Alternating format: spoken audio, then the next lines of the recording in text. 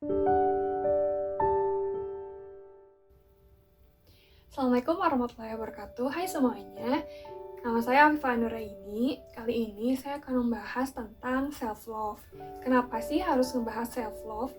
Jadi, self-love itu kan mencintai diri sendiri ya. Nah, hal ini tuh saya muncul karena adanya kekhawatiran dalam diri saya, atau mungkin teman-teman semua, dimana kita tuh hampir tiap hari kan buka postingan atau buka medsos, terus ngelihat postingan teman-teman kita, entah itu di Instagram, WhatsApp, atau maupun Twitter, dan itu tuh kadang bikin kita sebel gitu ya, entah itu malah jadi insecure atau jadi gak bahagia, banding-bandingkan hidup kita dengan hidup teman kita, dan itu tuh malah jadi kita lupa sebenarnya diri kita itu siapa gitu kan. Ikut-ikut teman, misalkan teman kayaknya bahagia deh dengan membeli barang ini, atau misalkan kayaknya seneng deh kalau misalkan punya teman seperti ini, kayak gitu kan. Nah, atau kayaknya malah kalau misalkan diri aku kayak dia, kayaknya banyak temennya deh, nah, kayak gitu. Nah, hal ini tuh malah jadi membuat kita hilang arah. Nah, makanya kenapa saya ingin membahas tentang self-love itu sendiri. Nah, terus apa sih sebenarnya makna self-love itu? Self-love itu dari bahasa Inggris ya, bahasa Indonesianya ya mencintai diri sendiri, istilahnya seperti itu. Nah, jadi self-love itu tidak hanya mencintai diri sendiri, tapi kita menghargai, memahami diri kita itu siapa sih. Terus kita paham kekurangan kita, paham kelebihan kita, keunikan kita tuh seperti apa.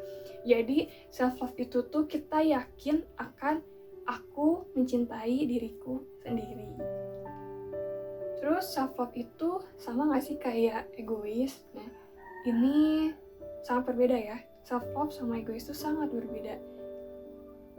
Dengan kita self-love, itu sebenarnya kita ini merasa cukup dengan diri sendiri, merasa enough gitu ya. Jadi kita tidak meminta imbalan atas apa yang sudah kita lakukan terhadap orang lain gitu. Sedangkan kalau egois biasanya terkesan meminta imbalan dari orang lain, pengen dipuji. Itu tuh terkesan egois sama dirinya sendiri. Padahal kalau misalkan self-love itu tidak seperti itu. Ketika kita udah mencintai diri sendiri, otomatis kita itu akan bisa berbaur dengan orang lain dan memahami situasi di lingkungannya ketika dia berada, seperti itu. Coba deh kita lihat teman-teman kita yang selalu ceria. Dia kalau misalkan berbicara dengan kita tuh energi positifnya muncul. Nah, ini tuh berimbas kan kepada kita. Nah, tanpa dia meminta imbalan pun, kita tuh merasa, oh iya ini kayaknya dia tuh tulus gitu kan. Dia tulus memuji kita, dia tulus membantu kita. Nah, ini tuh ciri orang yang sudah menyadari akan self-love itu sendiri. Seperti itu. Sulit gak sih kita menyadari akan self-love itu sendiri? Jujur, sulit. Kenapa? Kita butuh waktu untuk bisa mencapai itu gitu kan. Belum nanti di tengah jalan kita ketemu kejadian atau hal-hal yang sulit dikontrol oleh kita sendiri gitu kan. Ya, untuk menghindari itu atau untuk kita bisa terus istiqomah untuk menjalani self-love ini, ya dari kita sendiri gitu kan. Kita harus bisa tahu gimana cara menghandle atau mengkontrol situasi luar yang terjadi di kehidupan kita, gitu. Bagaimana cara kita bisa menyadari akan self-love itu sendiri, teman-teman? Pertama-tama, teman-teman harus tahu dulu teman-teman itu tipe orang seperti apa, kayak gitu. Terus teman-teman cari kelebihan teman-teman seperti apa, kekurangannya, terus keunikan kita, sampai pada kita tuh bahagia seperti apa, gitu kan. Jangan sampai kita bahagia dengan cara menggantungkan kebahagiaan kita pada seseorang atau suatu benda. Kenapa?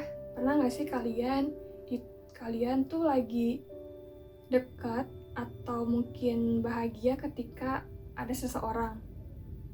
Terus atau enggak kalian bahagia ketika kalian membeli suatu barang, entah itu baju, entah itu tas, entah itu barang-barang branded gitu kan. Dan pada akhirnya kalian tuh sebenarnya tidak merasa puas, tidak bahagia sebenarnya. Kenapa? Karena ketika kita menggantungkan diri kepada orang lain, dan ketika orang lain itu menjauh atau mungkin menghilang dari kehidupan kita, kita akan mungkin terpuruk atau mungkin kita seperti kehilangan arah seperti itu. Dan ketika kita menggantungkan kebahagiaan kita kepada benda-benda, itu ketika benda itu hilang, mungkin hilang kebahagiaan kita, gitu kan. Nah, hal ini yang harus kita ketahui bahwa kebahagiaan kita itu bagaimana. Kita bahagia itu seperti apa, gitu kan.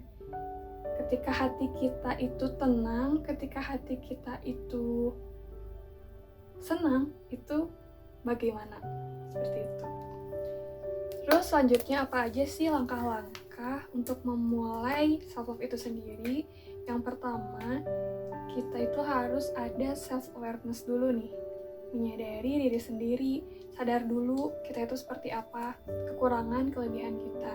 Coba deh kita kasih waktu buat ngobrol sama diri sendiri, buat tahu aku tuh sebenarnya seperti apa, kayak gitu.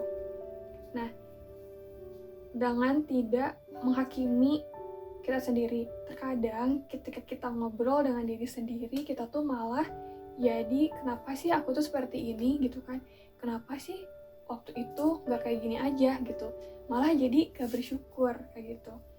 Nah, harusnya kita ngobrol dengan diri sendiri, kita kenali diri sendiri dengan cara aku tuh kayak gimana, aku tuh kekurangan aku tuh seperti ini ya, kelebihan aku tuh seperti ini. Kalau misalkan aku kayak gini, berarti apa sih yang harus aku lakukan, seperti itu. Ketika kita sudah sadar dengan diri sendiri, selanjutnya kita harus ada self-worth atau menghargai diri sendiri. Kita hargai kelebihan dan kekurangan kita dengan bersyukur atas segala apapun yang sudah kita alami.